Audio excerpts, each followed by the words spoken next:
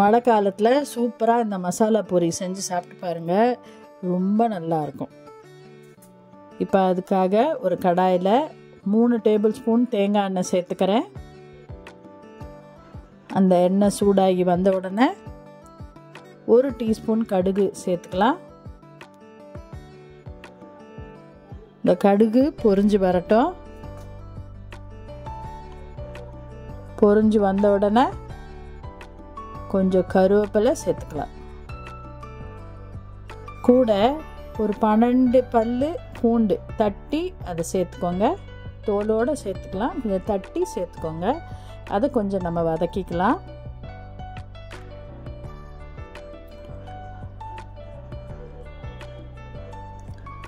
இந்த பூண்டு வதங்கி வந்ததும் நல்லா ஒரு 2 கைப்பிடி பொட்டுக்கடலை சேர்த்துக்கலாம். 1 கைப்பிடி வறுத்த வேர்க்கடலை. இதுங்களையும் நல்லா அந்த எண்ணெயில் வறுத்துக்கலாம். ரொம்ப தீய வறுக்கணும்னு இல்லைங்க, ஓரளவுக்கு வறுத்துக்கலாம். அதுங்களை வறுத்த பிறகு அடுப்பை ஆஃப் பண்ணிக்கோங்க. அதுக்கப்புறமா 1/2 டீஸ்பூன் மிளகாத்தூள், 1/2 டீஸ்பூன் மஞ்சத்தூள் அதை சேர்த்துக்கலாம். ஏன் அடுப்பை ஆஃப் பண்ணணும்னு சொல்கிறேன்னா, மிளகாத்தூளும் மஞ்சத்தூளும் சேர்த்துட்டு அப்படியே நம்ம வறுத்தோன்னா அந்த மிளகாத்தூள் தீஞ்சு போயிடும். அப்போ மசாலா பூரி ருசியாக இருக்காது. இப்போ பாருங்கள், நான் அடுப்பை ஆஃப் பண்ணிட்டேன்.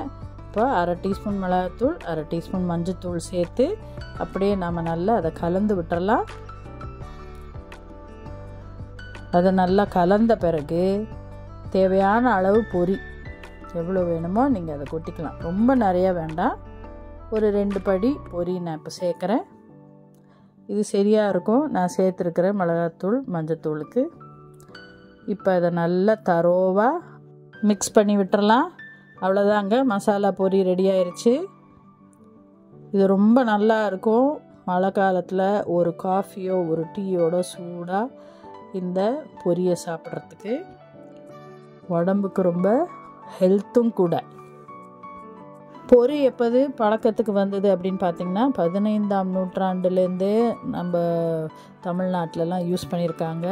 திருப்புகழ் அதில் அருணகிரிநாதர் விளக்கியிருக்காரு. அதாவது பொரியும் வெல்லமும் சேர்ந்த ஒரு காணிக்கையாக பிள்ளையாருக்கு படைச்சதா அதில் குறிப்பிட்டிருக்காரு. பொரி உடம்புக்கு ரொம்ப நல்லது. அதாவது ரைஸ் நல்லதில்லை, அதே மாதிரி வெறும் அரிசி நல்லதில்லை. ஆனால் இந்த மாதிரி பொரி தினம் ஒரு கைப்பிடி சாப்பிட்டு வந்தோன்னா நம்மளோட ரத்தத்தை க்ளீன் பண்ணும், இருக்கிற எல்லா டாக்ஸின்ஸை ரத்தத்துலேருந்து ரிமூவ் பண்ணும். அவ்வளோ நல்லது இந்த பொரி. ஸோ அதனால் இந்த மாதிரி மசாலா பொரியாக செஞ்சு நீங்கள் சாப்பிடலாம். பிள்ளைங்களுக்கும் ஸ்நாக்காகவும் இதை கொடுக்கலாம். லைக் பண்ணுங்கள், ஷேர் பண்ணுங்கள், சப்ஸ்கிரைப் பண்ணுங்கள்.